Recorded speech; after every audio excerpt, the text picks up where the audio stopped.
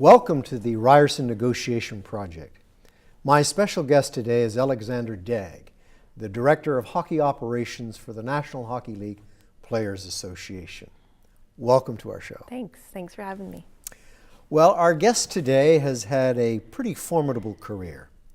She's a graduate of Bachelor of Commerce from Queen's University, a master's degree in industrial relations from the University of Toronto.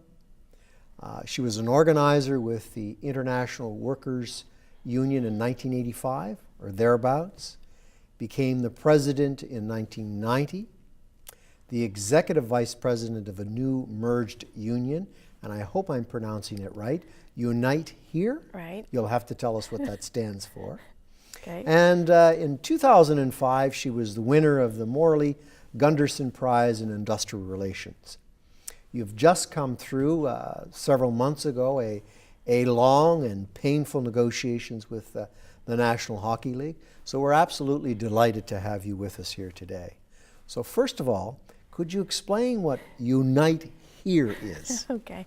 And I actually should say, I don't know what did you call the first union I worked at? The International Workers Union? Well, yeah, I never heard of that. Anyways, it was the first union I worked for was the International Ladies Garment Workers Union, which is one of the precursors that formed Unite. So it was one of the oldest unions in Canada. We were organized to represent ladies' clothing workers. Both Ontario, Quebec? All across Canada. And they had a big number in Quebec too, did they not? Primarily in Quebec, but a lot in Ontario and also in Manitoba as well, where the sewing trades was first established in this country. And so how Unite came about was the merger of the International Ladies Garment Workers Union and the Amalgamated Clothing and Textile Workers Union, which was the so-called male union. Didn't have anything to do with gender, the membership. It was our jurisdiction. And we merged to form Unite in 1995. And so that was the Unite part of Unite Here. And it originally stood for Union of Needle Trades, Industrial and Textile Employees. Wow, that's a long one. It's a long one, yeah. And then we merged with the Hotel Employees, Restaurant Employees Union, HERE, to form Unite Here. But because we didn't want to have that whole thing, we just called ourselves Unite Here. So it actually didn't stand for anything. What was the size of that union that you're involved with? Unite Here? Yes. When we were Unite Here? Approximately. 400,000 members across North America. It was a North American union, international union, members in Canada and members in the United States. So let's go back a little bit in your career and even up until today.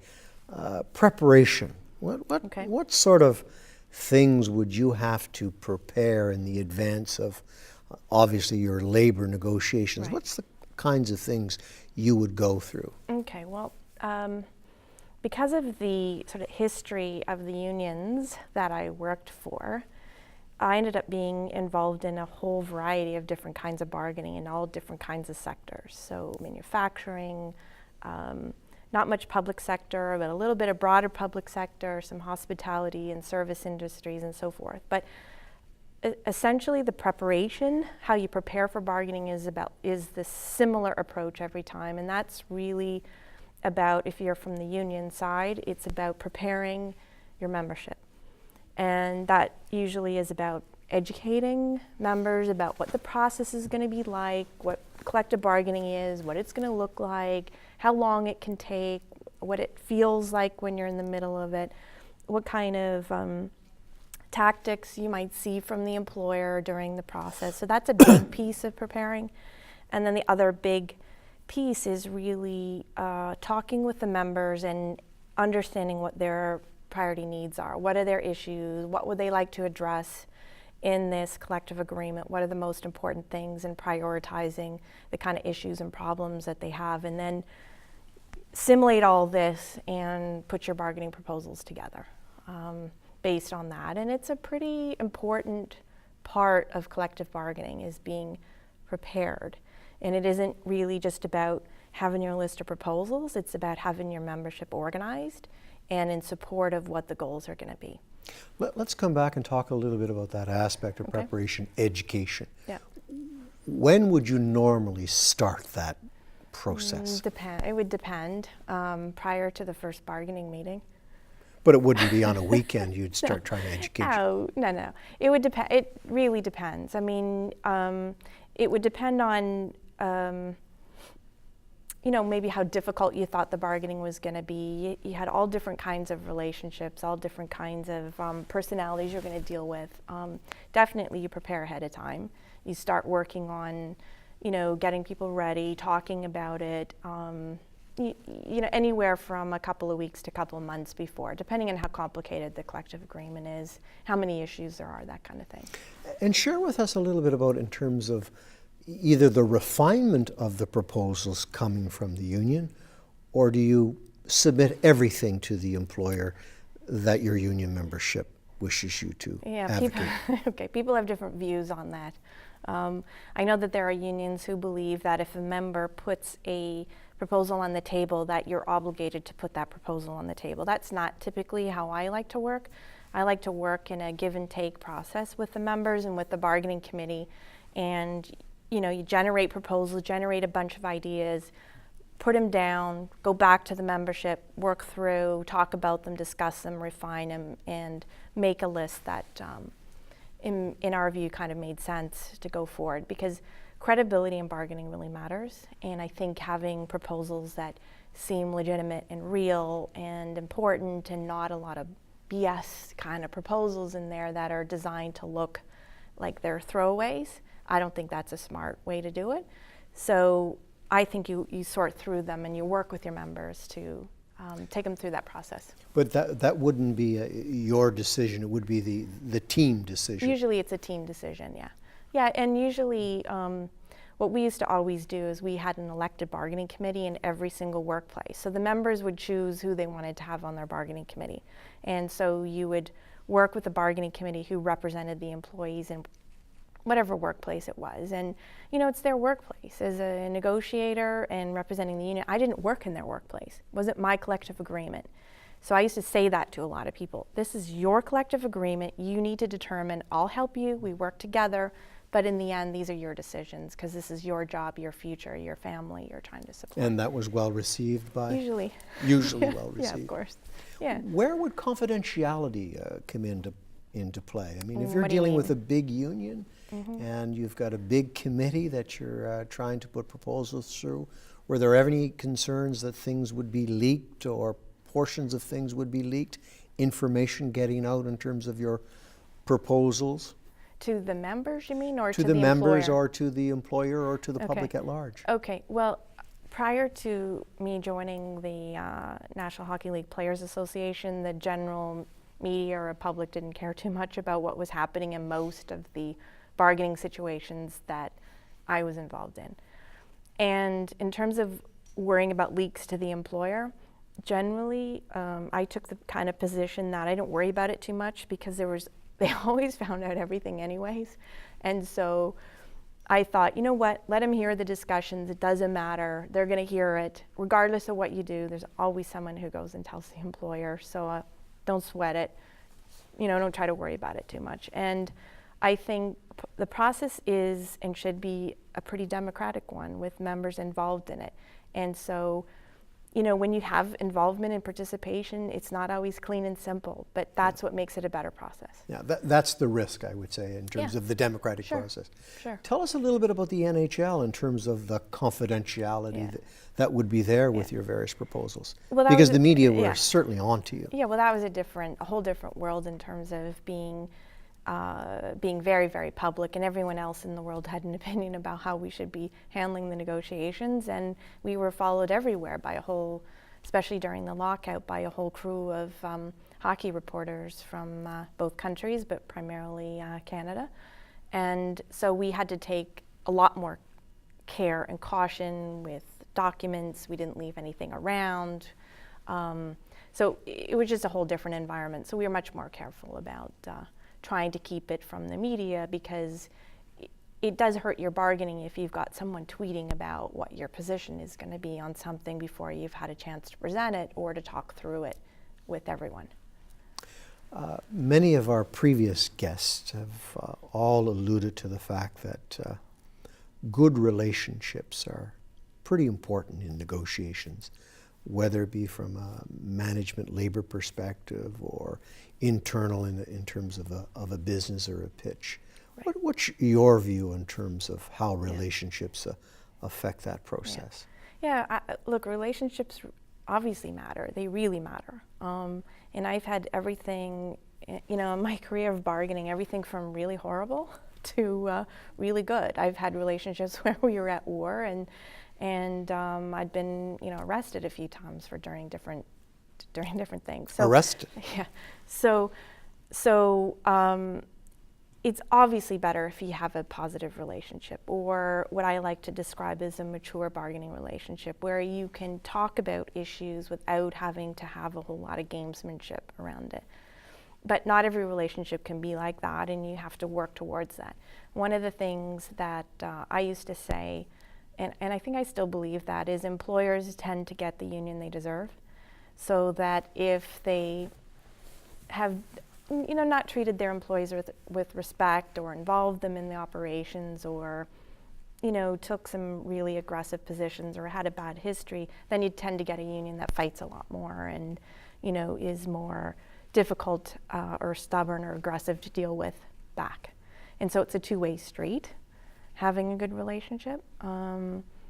But I'd say in addition to that, as a union negotiator, a lot of it is about your own credibility, and you need to have credibility so that if you say something, the employer or who you're dealing with on the other side knows you mean it, and that you can deliver what you say.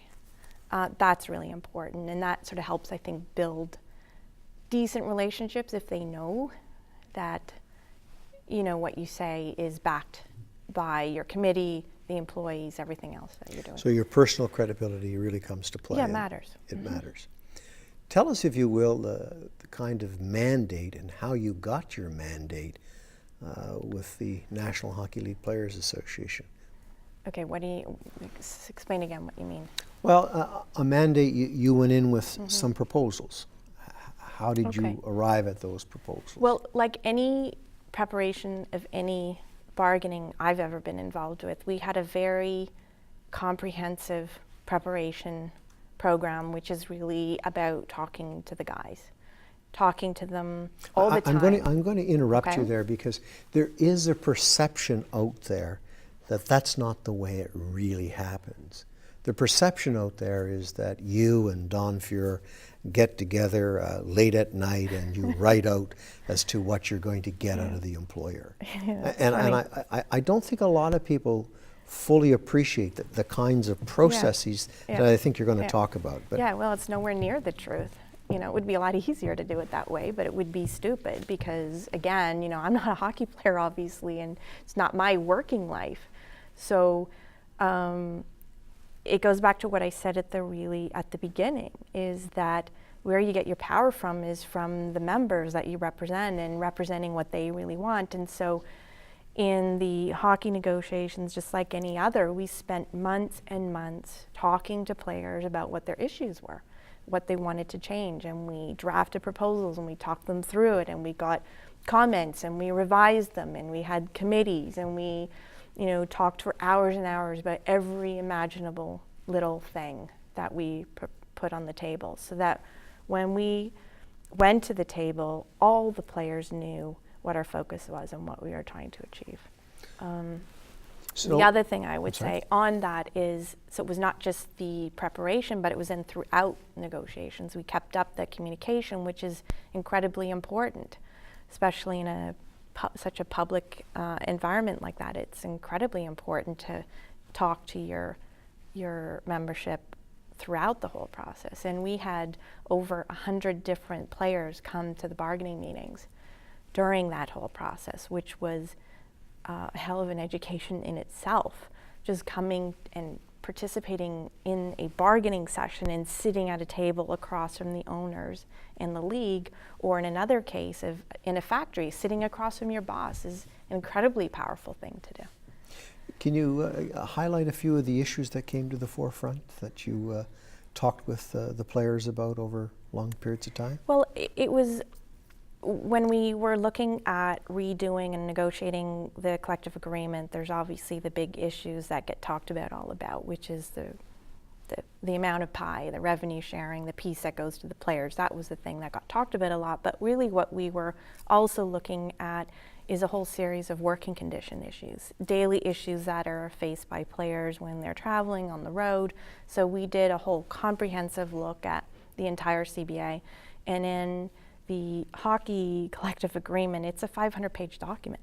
It's a lot of pages, a lot of things to look at. So we went through the entire agreement piece by piece to look at the areas that we needed to change, which is a lot longer than most of the collective agreements that I've been involved in. You know, maybe you have 50 to 60 page. So it was a lot more complicated. So we had a lot more provisions that we had to go through. It's a whole range of ideas and issues. So everything was papered in the collective agreement? Yes. In terms of all the working conditions?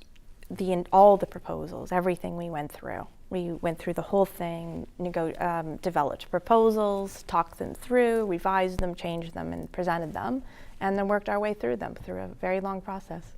So the membership had a real democratic say in terms of what proposals were going to fly and which ones were not going to fly. Absolutely. And I think that's fundamental for any successful bargaining, is you got to have your membership involved so that they understand what we're fighting for and what the dispute, if there is a dispute, is going to be about.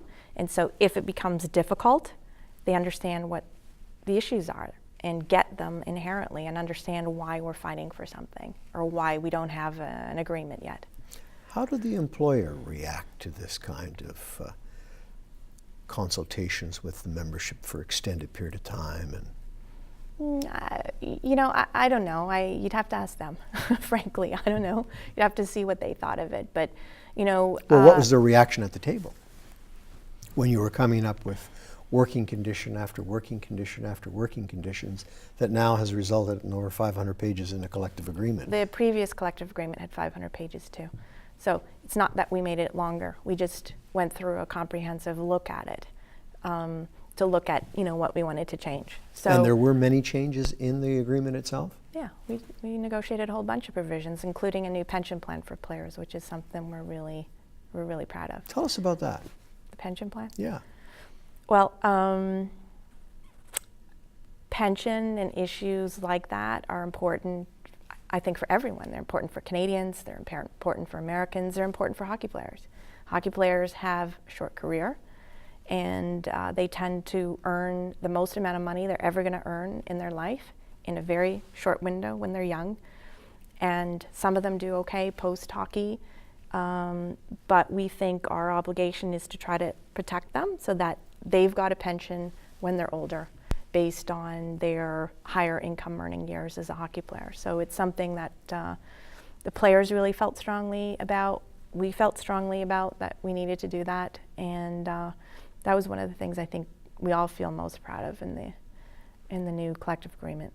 So back to the mandate. The mandate was in part from the education that you went through, the dialogue, the engagement that you had with your membership, and then of course it was the refinement of the proposals, which all of the members had an opportunity to participate, amend, revise, etc. Right, and comment on and give suggestions, and so they were changed and developed as we went, which is a good process to be. Makes it more time consuming and a lot of effort, but it's the right thing to do, because in the case of the National Hockey League Players Association, it's the players are the members of the union, it's their organization. It's not mine. I work for them. My job is to help them, give them advice, do what I can to assist, but it's their union, their job, their careers. And that's the same in any kind of union management collective bargaining. What sort of proposals were coming from the other side? Well, that's sort of a public record. If you go back and look at it, it was all about, again, it's very sort of a traditional thing. What I've found in most collective bargaining is what employers try to do is pay as little as possible and keep as much money for themselves. And essentially that's what the process is often about. And it comes down to leverage and power and figuring out the dynamic of the relationship and all the context that you're bargaining in to see where you end up eventually making a deal. Did you get the sense that the employer recognized very early in the process that you people had done your homework in terms of educating your players, refining the proposals? Did they get that very early on in the process? I don't want to. Yeah, I don't like speculating about what they think. I think that's not really fair. Really, I think it was clear that we had a lot of participation by the players, which I think was a new thing, and I think very, very important to demonstrate. That's just part of demonstrating that you represent the players' interests. Or again, in any kind of collective agreement, I never did collective bargaining without a committee of people from the workplace. It just makes it more, it's what it's all about, and it's a fundamental breach, I think, not to have employees participating in their own process to determine what their wages and working conditions are going to be like. And that's one of the amazing things about collective bargaining, and I like to talk to people about it in your workplace.